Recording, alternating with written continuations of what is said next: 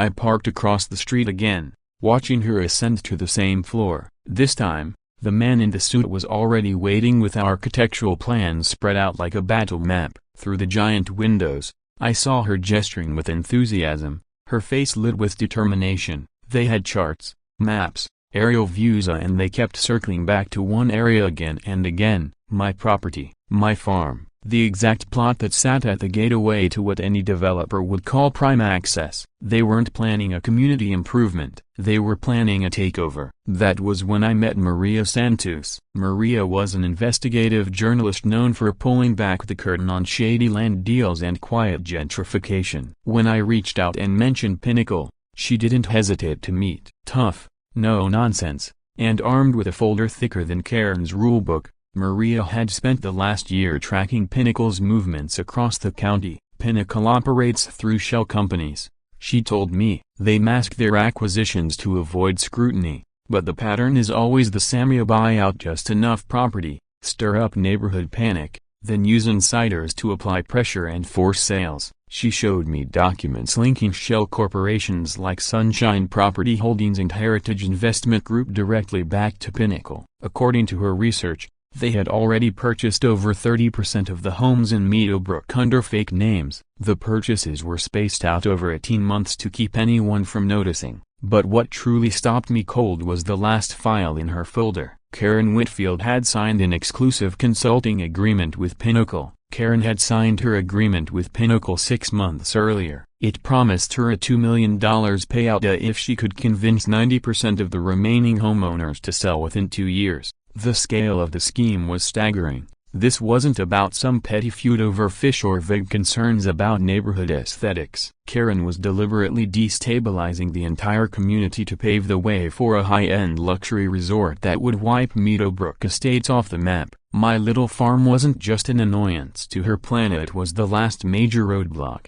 If she could push me out, the final piece would fall into place. She'd deliver the land developers their prize and walk away with a fortune. Once I understood the full extent of what she was doing, I launched a quiet campaign of my own. Rather than confront her directly, I took a more subtle route: conversations over fences, casual chats during evening strolls. I started asking simple questions. Have you noticed how many houses have changed hands lately? Strange how quickly they're selling, huh? I never mentioned Pinnacle, never brought up Karen's deal. I just planted small seeds of doubt. Most people had seen the sold signs going up and coming down, but they hadn't thought much about it. My quiet prodding gave them a reason to start thinking differently. But the weight of what I knew was starting to crush me. Every time I saw Karen trimming her hedges or exchanging smiles with unsuspecting neighbors, it felt like watching a con artist work a room. One evening, I found myself staring at the photo of my grandfather that hung in the hallway. "You kept this land safe for half a century," I whispered. "Now it's on me to protect the people who call it home." The responsibility was heavy, much heavier than I ever expected when I took over the property, but I wasn't about to let Karen's greed undo everything my grandfather built. Of course, Karen wasn't blind to my efforts. She'd been watching and she knew I was gaining ground with the community. So she made her boldest move yet. One so extreme, so wildly beyond the scope of any HOA dispute, it would force me to reveal cards I'd been holding close. She was about to cross a line that would change everything and risk the safety of every family in Meadowbrook Estates. You might find this hard to believe, but until that moment, Marcus Chen, a retired hydraulic engineer in a peaceful suburban cul-de-sac, had never imagined that a neighborhood dispute about fish could turn into something so serious. That Monday morning, I woke up to a silence that immediately felt wrong. There was no gurgle from the pipes, no rush of water through the taps. The kitchen faucet yielded nothing, neither did the bathroom sink or the outdoor spigot. Everything was bone dry. My first thought was that it had to be an issue with my own plumbing. But when I looked outside, I saw my neighbors standing in their driveways with the same puzzled expressions, holding coffee mugs under useless taps, staring at each other like something cosmic had glitched. Within an hour, the entire neighborhood was in a mild panic. Parents with small children were scrambling for bottled water. The local cafe copyright shut down, unable to run its espresso machines. Lawn sprinklers sputtered and died, leaving lush yards looking brittle under the morning sun. Mrs. Rodriguez was already live on TikTok, pacing the streets with her phone out, interviewing bewildered residents about their hydration contingency plans.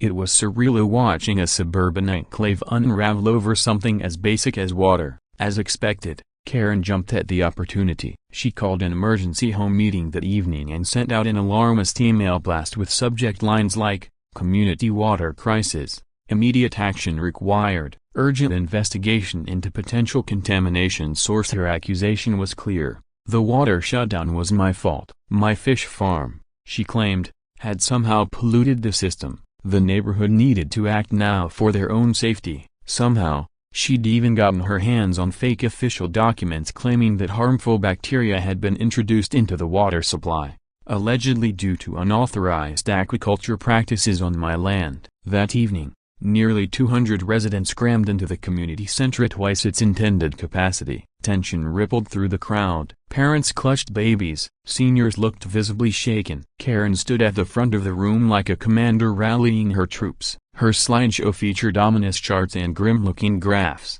complete with close-up photos of my farm taken from dramatic angles that made everything look shady. "Ladies and gentlemen," she began, her voice steady and commanding, "we are facing a public health emergency. The evidence is clear. An unauthorized activity on the Chen property has compromised our water supply." She flipped through slides showing bacteria levels, regulatory violations, chemical data fabricated, twisted, or just plain misleading. I watched as the crowd began turning, their eyes shifting toward me with suspicion and frustration. And that's when salvation arrived from the most unexpected place. Officer Rodriguez, who had been quietly standing near the back, suddenly stepped forward. "Everyone, I need your attention," he said. "I've been looking into this water issue myself, and there's something you all need to know." The room went still. This wasn't caused by contamination or bacteria.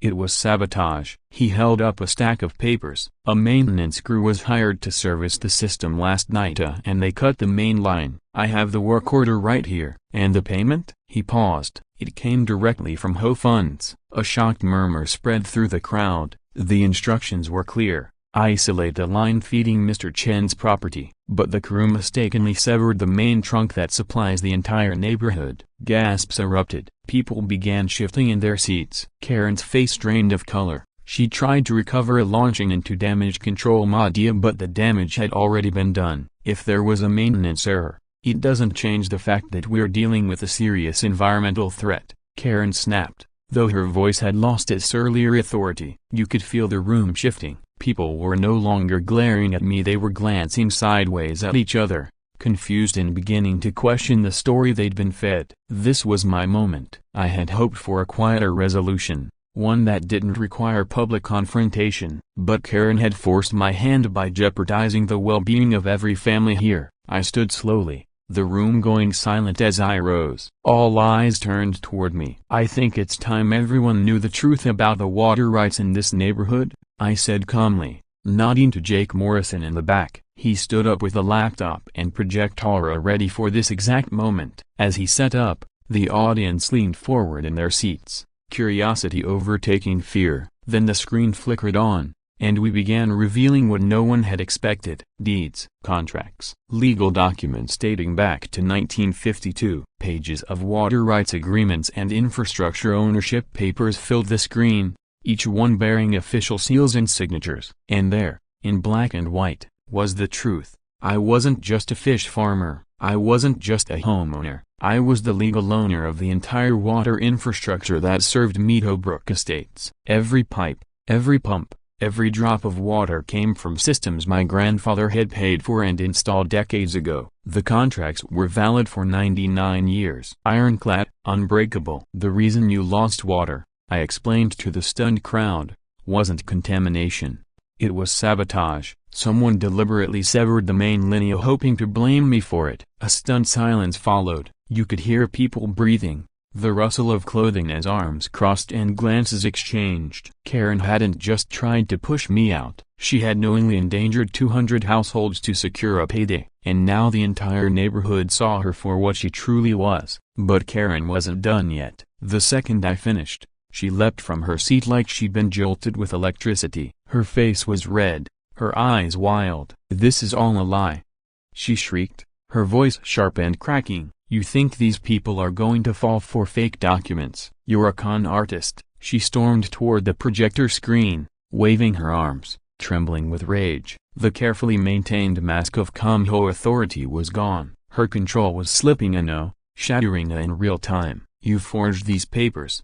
she screamed. "He's been manipulating all of you, faking ownership. He's stealing from this community." The crowd recoiled as her voice bounced off the walls, startling a few young kids into tears. She grabbed another stack of papers from her Balga electricity bills. "Nobody uses this much power for fish. He's hiding something industrial. He's contaminating our water and lying to you all." People began murmuring, shifting uncomfortably. The tide hadn't turned back in her favor and had become chaotic. Janet Morrison whispered something to her husband, eyeing the exit. Bill Hardwell, a retired intelligence officer, stared hard at the projected documents with practiced scrutiny. Teenagers in the back had their phones up, filming everything, already crafting viral captions for Karen's inevitable meltdown. Karen sensed she was losing them and grew more frantic. With trembling fingers, she pulled out her phone and began scrolling. "I've documented everything," she shouted,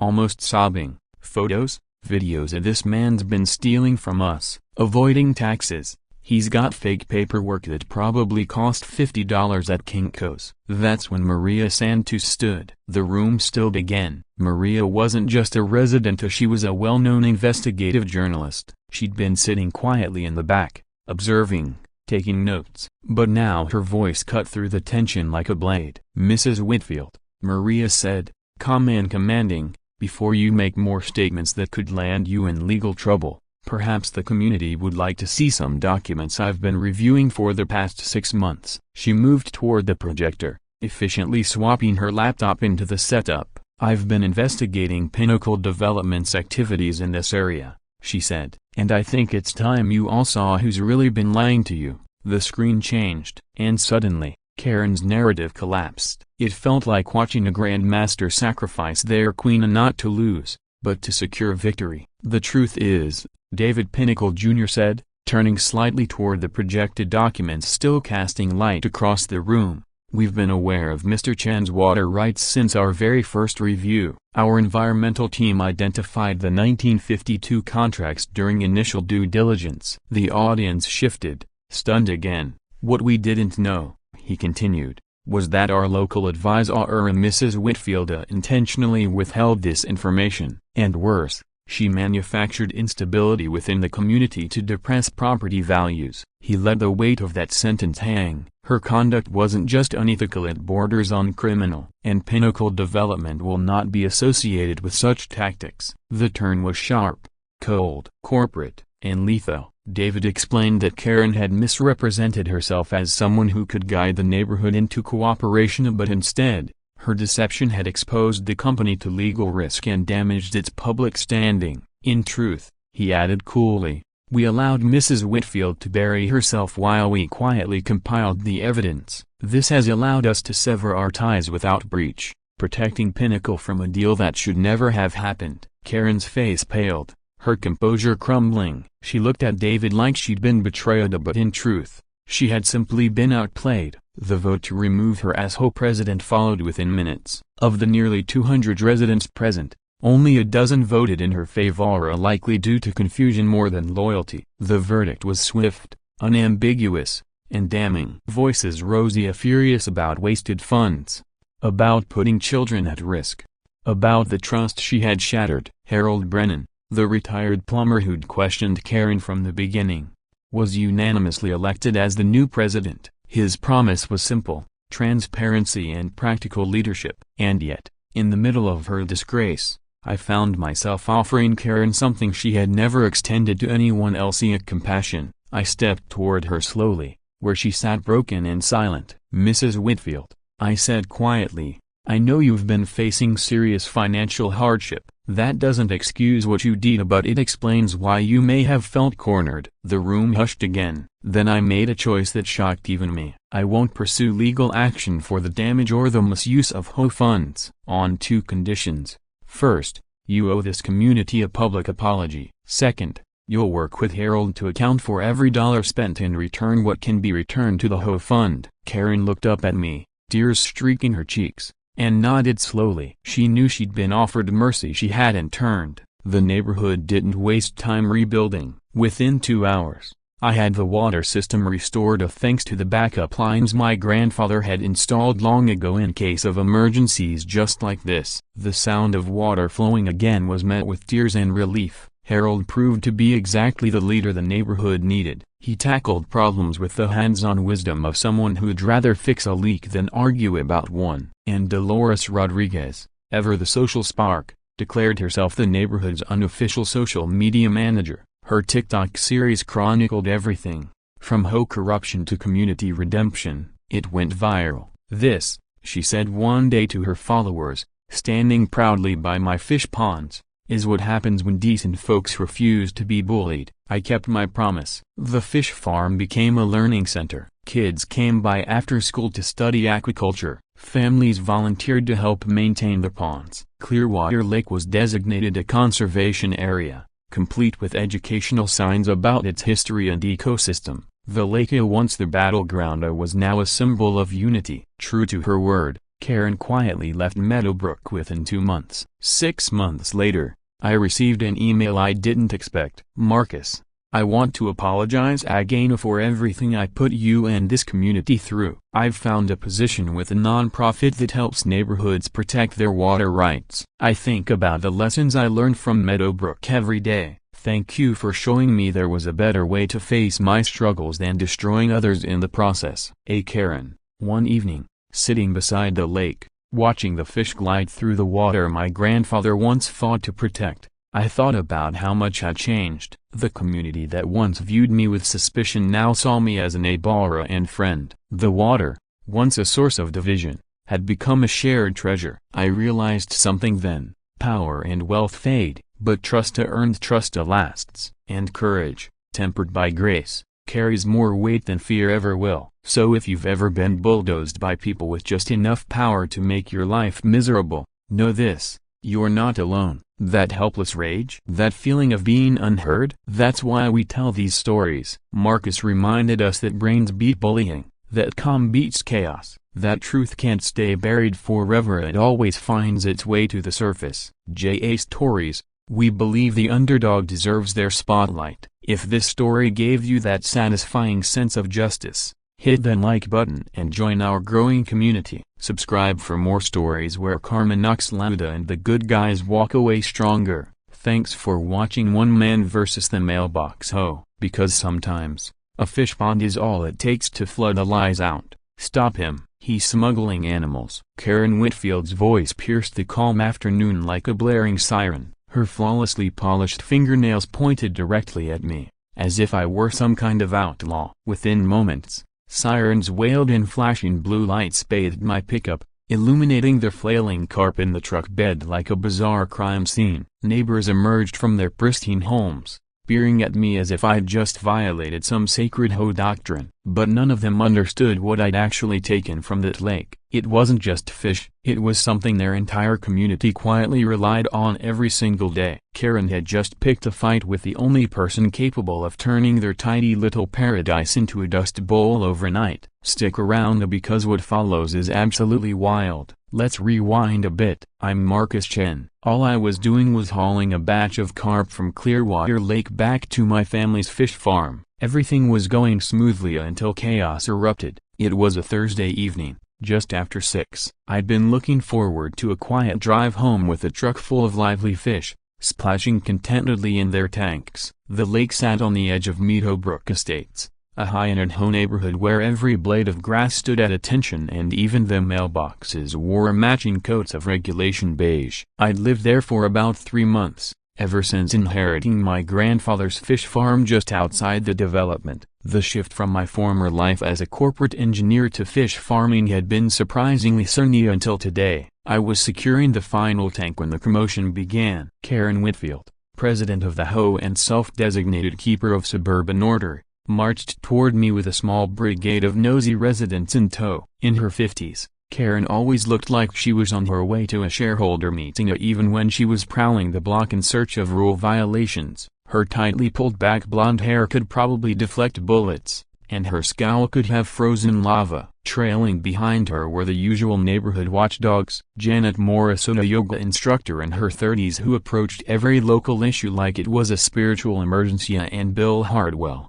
a retired veteran who literally measured his lawn with a ruler. "Excuse me," Karen's voice rang out, dripping with authority honed by years of scolding people about slightly oversized lawn ornaments. "What exactly do you think you are doing with those fish?" One of the larger carp had splashed itself wet and was now flopping in the tank like it was at a disco party. A smaller one peeked around the filter system, playing hide-and-seek with the curious onlookers. The scene would have been hilarious if Karen didn't look like she was preparing to call in air support. I stood upright, wiped my hands on my jeans, and took a deep breath. My grandfather always taught me, meet tension with calm, even if the other side comes armed with outrage. "Good evening, Mrs. Whitfield," I said politely. "Just transferring some carp from the lake to my farm. I've got all the proper paperwork, if you'd like to see it." I reached into the glove box and handed over a folder containing my state-issued fishing license, transport permits, and aquaculture certificates. Everything was legal. Dot the I's, cross the T's. Karen barely gave it a glance before launching into full dramatic mode, shaking her head like a daytime TV villain. "Permits don't matter," she snapped. "That lake is part of our HOA's community grounds. No one takes anything from there without direct authorization." Her voice rose by the second, drawing more residents like moths to a street lamp. Mrs. Dolores Rodriguez, a tech-savvy 70-something TikTok addict who lived 2 doors down, was already filming. "Ooh honey," she mumbled, "this is better than my soaps." Janet looked like she was seconds from tears over some imagined ecological disaster, while Bill stood arms crossed, evaluating the situation like a battlefield. Then came the familiar crackle of a police radio. "Dispatch, Officer Rodriguez here. Looks like another Karen situation at Meadowbrook." "Over," the response squawked back with laughter barely held in check. "Copy that, Rodriguez. Try not to get roped into an home meeting this time." Officer Rodriguez, a weary man in his 40s who had clearly seen every flavor of neighborhood drama during his years on patrol, stepped out of his cruiser. "I didn't even finish my coffee," he grumbled as he approached. "Of course it's her again." This guy had the haunted look of someone who'd once had to mediate a brawl over Christmas lights in March and a showdown over slightly off pink house paint. "What's going on here?" he asked, though his tone hinted he already knew this was going to involve more eye-rolling than enforcement. Meanwhile, my fish were putting on quite the aquatic spectacle. Howdinia, the biggest of the bunch, somehow launched himself right out of the tank and began flopping wildly across the truck bed like he was trying out for a wildlife documentary. Karen, naturally, chose that moment to raise the stakes. She waved at the truck like it was packed with stolen diamonds. "Officer, this man is stealing from our lake. This is theft of community property. I want him arrested now." Her voice hit a pitch sharp enough to startle birds while I carefully scooped Houdini back into the water, trying to maintain some composure in what had become an absurd neighborhood spectacle. Officer Rodriguez observed the fish-saving scene with the weary expertise of someone who'd seen stranger things probably last week. Officer Rodriguez had certainly seen his fair share of strange things in his career, but probably not many that involved a truck bed full of dramatic carp and a furious HOA president. He took my paperwork with the kind of thoroughness you'd expect from a man desperate to avoid writing up a pointless report. Slowly flipping through each page, he compared signatures and stamps like a seasoned fraud investigator. After what felt like an eternity, he handed the documents back to me with a small note, part reassurance, part quiet amusement. "Well, everything checks out, ma'am," he said to Karen. "Mr. Chen's got all the right licenses and permits. Looks like he's following every regulation to the letter." But Karen was far from satisfied. She crossed her arms and squared her shoulders like a general ready to defend a hill. Her cheeks burned red with conviction, the kind that only comes from believing you're the sole guardian of justice. "I don't care what those papers say," she snapped. "That lake is part of our HOA property, and I'm telling you right now, and no one takes anything from it without our permission." That's when I noticed something odd, something that stuck in my mind long after the shouting stopped. Karen was clutching a bottle of water, one clearly labeled with the Clearwater Springs logo. That familiar blue branding wasn't just aesthetic, it advertised that the contents were sourced from the very lake I just pulled my fish from. The coincidence was almost too neat. I mentally filed that detail away for later. There was something about Karen's unshakable belief that she controlled everything about the lake that didn't sit right. Her certainty went beyond standard HOA authority and hinted at something deeper, something personal. Around us, the crowd grew larger. Phones were now held high, recording every moment, every word. This suburban showdown was destined to hit a dozen Facebook feeds before the sunset. Karen, predictably, basked in the attention. She turned from the officer to address the crowd like she was launching a political campaign. "I want you all to hear this," she declared. "I will not let this man steal from our community. I'll press charges if I have to, and I'll see to it that he's banned from this neighborhood permanently." Her voice shook with fury, and for just a moment, I almost pitied her. She really believed she was standing up for something noble. But her reaction didn't match the offense. It wasn't about fish, it wasn't even about the lake. Her outrage came from somewhere else, something she didn't want exposed. I looked at her, then down at that Clearwater Springs bottle, and finally toward the glistening surface of the lake, now glowing with the evening light. A smile tugged at the corner of my mouth. Something clicked. The pieces were coming together. There was a larger story here, one no one else had caught on to yet, and Karen Whitfield was about to realize how little she truly understood about the place she claimed to protect. "You know, Mrs. Whitfield," I said, calmly, "maybe you and I should sit down sometime, have a real conversation about property rights and who actually owns what around here." That hit a nerve. I saw it. For a split second, her self-assured expression cracked. A flicker of doubt crossed her eyes before she quickly masked it again with her usual steely authority. Officer Rodriguez had already turned back toward his cruiser, clearly washing his hands of the entire situation. As he walked away, I noticed him shake his head with a little smirk, like he had a feeling this wasn't the end of it. And he was right. But before I explain why Karen Whitfield would soon owe me a public apology in front of the entire neighborhood, let me take you back to the beginning. It all started 3 months ago, when I first returned to live on the farm my grandfather left me. Back then, I thought the hardest part of my new life would be learning how to tell a healthy carp from a sick one. I'd spent 3 decades as a hydraulic engineer, designing massive water systems that moved millions of gallons across states. Compared to that, small-time aquaculture seemed like a tranquil second act. I pictured myself rising early, enjoying quiet mornings by the pond, watching the sunlight ripple across the water while the fish did their thing. What I didn't expect was to stumble upon a cache of documents that would completely reshape how I saw my grandfather,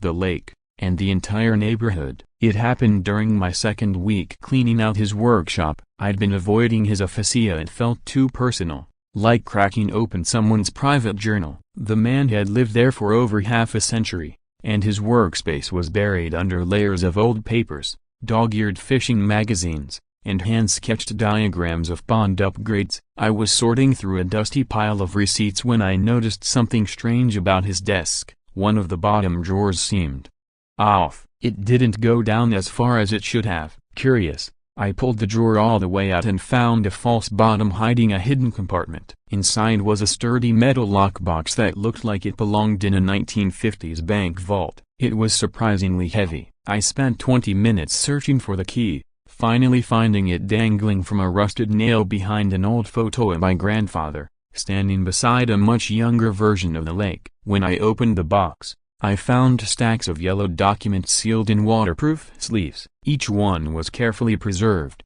and as I began to read through them, I realized I was holding something far more valuable than old fishing licenses. These were detailed water rights agreements, geological assessments, and legal contracts, evidence of a man who'd been quietly building something far more significant than a fish farm. Sitting there in that dusty room, I held a faded photograph of my grandfather, young, proud, dressed in work clothes and standing at what looked like a major construction site. He was surrounded by workers and heavy equipment, clearly leading some kind of major infrastructure project. That's when the emotions hit. "Grandpa," I whispered, "I had no idea what you gave up for this, but I swear, I'm going to protect what you built." I knew then that I needed someone who could help me fully understand what I'd uncovered. So I called Jake Morrison, an old college roommate turned real estate attorney. Jake had already helped with the inheritance process after my grandfather's passing. I hadn't told him about the extra documents, though. Not yet. The next morning, he arrived with his usual to-go coffee and reading glasses perched halfway down his nose, expecting a routine review of boring property files. He had no idea what he was about to find. Jake's eyes kept widening the deeper he got into my grandfather's archive of meticulously kept legal documents. "Marcus, do you even realize what you've got here?" he asked, gently placing a thick contract on the table like it was some long-lost artifact. "Your grandfather didn't just purchase water extraction rights in this area," Jake continued. "He secured permanent control over the entire underground water table that now supports Meadowbrook Estates." He tapped the page. "And check this data, 1952. That was nearly 4 decades before the neighborhood even existed." Jake was lighting up in that particular way attorneys do when they discover a clause that could completely upend everything. I could practically hear his mental gears whirring as he processed what this meant. But the real shock came later when Jake introduced me to someone I'd never met but who had known my grandfather for years, Mrs. Betty Chen, his former bookkeeper. She was 82 years old, sharp as a tack, and living in a retirement community about 20 minutes away. The moment Jake mentioned I was Henry Chen's grandson, she insisted we meet in person. The next afternoon, Betty showed up at my farm with a shoebox full of even more documents and the kind of smile that said she'd been waiting decades to finally spill the truth. "Your grandfather was the most detail-oriented man I ever knew," she said, settling comfortably into his old recliner like she belonged there. "He didn't just buy rights, sweetheart. He built the entire water infrastructure that supplies every single home in Meadowbrook Estates." Her words hit me like a freight train. As she explained, "I learned that in the early 1970s, a group of developers approached my grandfather about selling his land for a new residential project. But instead of cashing out, he pulled off one of the smartest real estate deals in the county's history. He sold them the surface rights but retained full ownership of the water rights and control over the system that delivered that water. And he locked it all in with a 99-year agreement. The developers got their land, the homeowners got their dream houses. But my grandfather kept control of the one thing they all truly needed, water. He used to tell me," Betty added with a chuckle, "water's worth more than gold because you can't live without it." Jake was now practically vibrating with energy as he compared the old contracts to current property records. "Marcus, this is unbelievable. The entire HOA sits on land your grandfather sold but he kept exclusive control of the water infrastructure. And these contracts don't expire until 2051. He looked up at me with a grin. "Legally, you don't just run a fish farm, you own the backbone of this entire neighborhood's water system." His advice was firm: keep all of this under wraps until the timing was right. If I revealed it too soon, they'd lawyer up, distort the facts, and try to push me out. Let them make the first move, then we respond with proof. It made strategic sense. But knowing what I now did and keeping it secret felt like walking around with a live grenade in my pocket. Every time I saw Karen Whitfield pruning her immaculate rose bushes or washing her car like it was a shrine, I had to bite my tongue. She had no idea that the man she was trying to oust was the reason her garden bloomed at all. But that wasn't even the most compelling part. Karen had a personal stake in getting rid of me much deeper than her role as a strict HOA president. She wasn't just being difficult. She was desperate. The morning after her fish theft tirade, she sprang into action like a general preparing for battle. I woke up to a flood of alerts from the Meadowbrook Estates Facebook group. Karen had posted a long-winded message warning residents about alleged contamination risks and unauthorized wildlife harvesting. She'd even attached photos of my fish tanks probably taken during the commotion, complete with alarmist captions suggesting hazardous chemicals and threats to the local ecosystem. By noon, the post had triggered a wildfire of panic and speculation in the comments. Her loyal followers were expressing concern for their children's safety. A few skeptical voices questioned whether she was blowing things out of proportion, but Karen had clearly laid the groundwork for a full-on campaign. And social media was only the beginning. By Tuesday, I had a surprise visit from the county veterinarian, responding to an anonymous complaint about illegal animal breeding operations. The guy looked bewildered the moment he stepped onto my property. After touring the clean, well-maintained tanks and reviewing my permits and health certifications, he scratched his head. "Honestly, Mr. Chen," he said, watching my carp glide through the water, "this is one of the most organized setups I've inspected in a long time. Whoever filed this complaint either doesn't know anything about FISHA or has another motive entirely." He didn't name names. He didn't have to. By Friday, Karen had called an emergency home meeting. The subject line on the mass email read, "Immediate action required. An environmental threat in our neighborhood." A bit dramatic for someone raising fish, but subtlety had never been Karen's strong suit. From my kitchen window, I watched neighbors stream into the community center with furrowed brows and murmurs of concern. The irony was heavy. They were gathering to debate whether I was threatening their water while sipping water flowing through the very system my grandfather built. Reactions in the community were beginning to split along familiar lines. Karen's base consisted of younger families drawn to Meadowbrook for the sense of security and order that whole life promised. They obeyed every rule, showed up to every meeting, and genuinely believed Karen's watchful eye kept their property values and their peace of mind intact. Then there was the more grounded middle group, led by Harold Brennan, a retired plumber who'd lived in the neighborhood for 15 years. Harold had that kind of no-nonsense wisdom that only comes from decades of actually working with his hands. I'd caught him giving me thoughtful nods a few times as he walked by. Funny thing, I once overheard him tell his wife, loud enough for me to catch, 30 years fixing pipes in this place and not one serious failure. Someone knew what they were doing when they built it. And as it turned out, on my side was perhaps the last person Karen expected, Mrs. Dolores Rodriguez. To many, my so-called fish fiasco had become the most exciting event to hit Meadowbrook since the infamous mailbox color war of 2019. At the center of that growing buzz was none other than Mrs. Dolores Rodriguez. Her TikTok series titled Ho Karen vs. Fish Guy was going viral, and her sassy commentary on neighborhood drama was pulling in thousands of views. "Sweetheart," she said in one video, strutting past my front gate with her phone out, "those fish are cleaner than my countertops, and Karen's out here acting like he's running a drug cartel."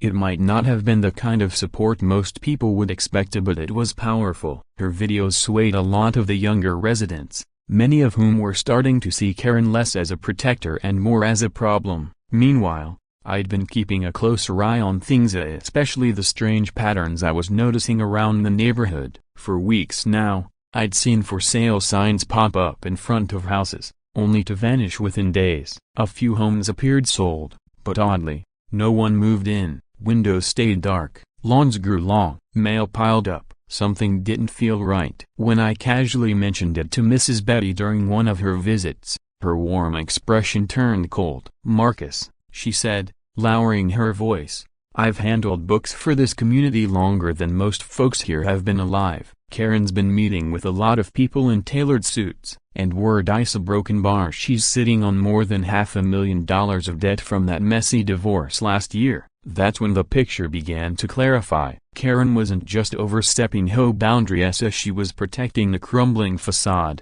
My curiosity deepened. A few evenings later, I tailed her after she announced she was heading to a community planning meeting, but instead of heading to any civic building or local office, she drove straight to the downtown headquarters of Pinnacle Development, a high-end firm known for buying up land and pushing massive projects through under the radar. I watched from a nearby parking lot as she was welcomed into a top-floor conference room, where a sharply dressed man greeted her with a table full of maps, blueprints, and what looked like satellite images of our neighborhood. From my vantage point, I could see them pointing repeatedly to one particular section of those aerial photos. It took me a few moments to realize they were zoning in on the precise location of my grandfather's farm and my land. 2 hours later, Karen emerged from the meeting looking like someone who had just secured her golden parachute. That night, I made a decision. It was time to shift tactics. Rather than relying on legal documentation and waiting for the next ambush, I started connecting with my neighbors face to face. Each evening, I took long walks through the neighborhood, striking up conversations with residents trimming hedges, walking dogs, or watching their kids ride bikes. To my surprise, most of them didn't care about the fisha or even knew much about the situation. Some even rolled their eyes at Karen's behavior. "She's always been a little over the top," one neighbor told me in a hushed tone, "but lately she's a broken bar different, obsessive, like she's afraid something's about to fall apart." Things were beginning to shift in my favor, but just as it felt like a peaceful resolution might be possible, Karen launched her most aggressive maneuver yet. She didn't just want me out of the lake, she wanted me out, period, and she was ready to do whatever it took to make it happen. What I discovered next confirmed it. This was never about carp, permits, or neighborhood harmony. This was about money, big money, and Karen had already signed deals that put every family in Meadowbrook Estates at risk. After a week of playing nice, I knew it was time to go deeper. I needed answers, the real ones. So I embraced my inner sleuth and began my own version of suburban surveillance. One Tuesday night, I saw Karen step out of her house in what I now recognized as her deal-making outfit, a navy blazer that probably cost more than my truck's tires. I followed discreetly as she bypassed any HOA locations and headed straight back to Pinnacle Development's downtown tower, a glossy, corporate fortress where zoning laws go to get rewritten.